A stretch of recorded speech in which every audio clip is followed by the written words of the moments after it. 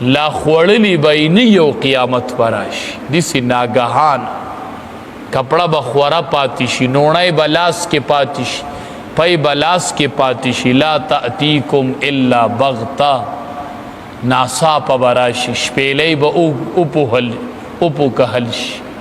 ډېره سخته ورځ ده وسيرت الجبال فكانت سرابا وفتحت السماء فكانت ابوابا چې قیامت راځي وفتحت السماء فكانت ابوابا د اسمان کې به لوی لوی چودونه راشي لوی لوی چودونه به راشي داسې درزونه به پکې پیدا شي لکه په زلزله باندې چې راځي وچو داسې درزونه به اسمان کې جوړ شي یا علماء وی وفتحت السماء فكانت ابوابا د اسمان کې به دروازې جوړ شي او د اسمان نه به پکې فرشتي راکوزي ډېر ناک عجیبه حالت وي لکه ګوره انسانان د یو بل سره میلاویږي او دا ځنګلي ځناور چې دي دا د یو بل نه تښتي که نه او چې قیامت برپا شي نو دوی به ټولګي ټولګي ولاړي یو ځای ته به راشي د ډېر هیبت د وجې نه دومره سخته ورځ ده د عیسی علیه السلام قوم عیسی علیه السلام ته وی ته مړي ژوندي کوي خو ډېر تازه تازه مړي ژوندي کوي وی یو پخانې مړی پکې ژوندی کا عیسی علیه السلام ورته وی راځئ وی خیراته چې ژوندی کړم چې رالل نو دوی ورته سام ابن نوح د نوح علیه السلام د زوی قبرې ورته وی دا ژوندی کا موسی علیه السلام عیسی علیه السلام منځو کو دعا وکړه وی قم باذن الله وی د الله په حکم پاسا هغه ودرېد چې ودرېد نو ټول ویښته سپین وو عیسی علیه السلام ورته وی ستاسو وخت کې خو سپین ویښته نه وو سپین ویښته ړومبې د ابراهیم علیه السلام په ږیره کې لګېدلي چې ولګېدل وی رب العالمین ته وی الله دا څه دي وی دا خو نور دی ستا دپاره وی الله چې نور دی نو بیا خو یې ډېر سیوا که نو چې نور دی دا د مشرانو د سپین روبو دپاره دا نور دی نور په دې سپین روبې ښکلي ښکاري مشران پې ښکلي ښکاري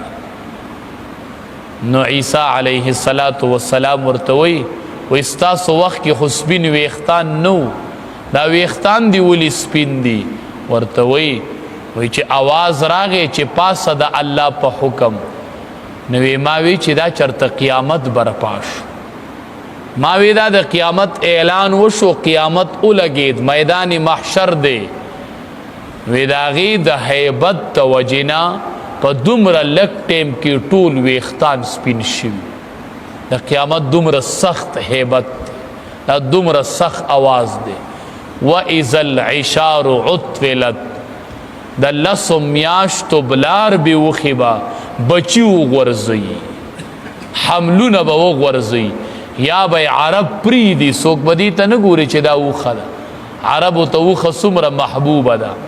خو بیا به نه چې دا اوښه ده دا به داسې معطلې کړلی شي دا به هسې روانې شي څوک په اوښې ته بیا لاس کوي نه داسې سخته ورځ ده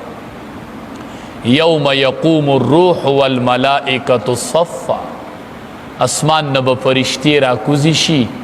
حدیث مبارک کې راځي دا فرشتې نه دي دا به غیر چاپیره دسي د ځمکې په دې اخرو حدودو به ولاړي غیر چاپیره یو صف کې به د یو اسمان فرشتې بل صف کې د بل ټولې فرشتې به په لیڼونو کې ولاړي او د فرشتو چیپ آپ آرمی چې جبریل امین دی دا د فرشتو سردار دی الله وی یوم یقوم الروح والملائکة صفا جبریل امین بم په صف کې ولاړي خبرې به نشي کولی داسې سخته ورځ ده چې جبریل امین به غلی ولاړي لا یتکلمون الا من اذن له الرحمن چې چاته رحمان ذات اجازتو کې هغه به خبرې کوي بل څوک به خبرې نشي کولی فرشتي به غلي ولاړي او چې خبرې کوي ثوابه چالاکي به نه دروغ به پکې نشي کولی صوابا درستی درستی خبری بی ټول معاملې به کولوش. ډیره سخت ورځ ده د الله په دربار کې حاضری ده او فرادا فرادا یو یو به د الله مخې ته ځي او یو یو به الله له حساب ورکړي. ډیره سخت ورځ ده. قیامت نه یېرو، قیامت یاد ساته. دا ورځ مه یېروه چې داسې یو ورځ را روانه ده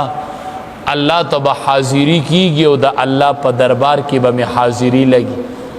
الله له به حساب ورکوم. دا به داسې اچانک راشي. لا تأتیکم الا بغته، نه به راځي قیامت تاسو ته مگر ناګهانه. یسألونک دی تپوس کی ستانا کأنک حفی عنها، گویا چې ته تالاش کوونکې د هغې. دی ستانه تپوس ځکه کوي گویا چې لکه تا ته چې د قیامت علم یې چرته دی پتا دا ګمان کوي. قل نو ته ورته ووایه انما علمها عند الله، دا خو د دوی خیالات دي. ته ورته ووایه انما علمها عند الله، چې بېشکه علم د قیامت خو د الله سره دی. ولکن اکثر الناس لا یعلمون، لیکن اکثر خلق نه پوهیږي په دې باندې، نو ځکه دی تپوسونه کوي. نور علم د قیامت د الله سره دی. فرمایي من یضلل الله، هغه څوک چې بېلاري کي هغه لره الله، فلا هادي له، نو پس نه به یې لار ښودونکې هغه ته. ویذرهم فی طغیانهم، پرې د دوی لره په سرکشۍ د دوی کې یعمهون سرګردانه. یسألونک عن الساعة، دی تپوس کی ستانه عن الساعة په باره د قیامت کې. ایان مرساها، چې کله به یې قایمېدل د دې قیامت. قل ته ورته ووایه انما علمها، چې خبره دا د بل نه ده چې علم د دې قیامت عند ربي، خاص زما د رب سره دی. لا یجلیها، نخکاره کوي دی لره لوقتها په خپل وخت باندې، الا هو مگر دغه یو الله به ښکاره کوي. ثقلت فی السماوات، درنه خبره ده په اسمانونو کې او په ځمکه کې. لا تأتیکم الا بغته، نه به راځي قیامت تاسو ته مگر ناګهانه. یسألونک دی تپوس کوي ستانه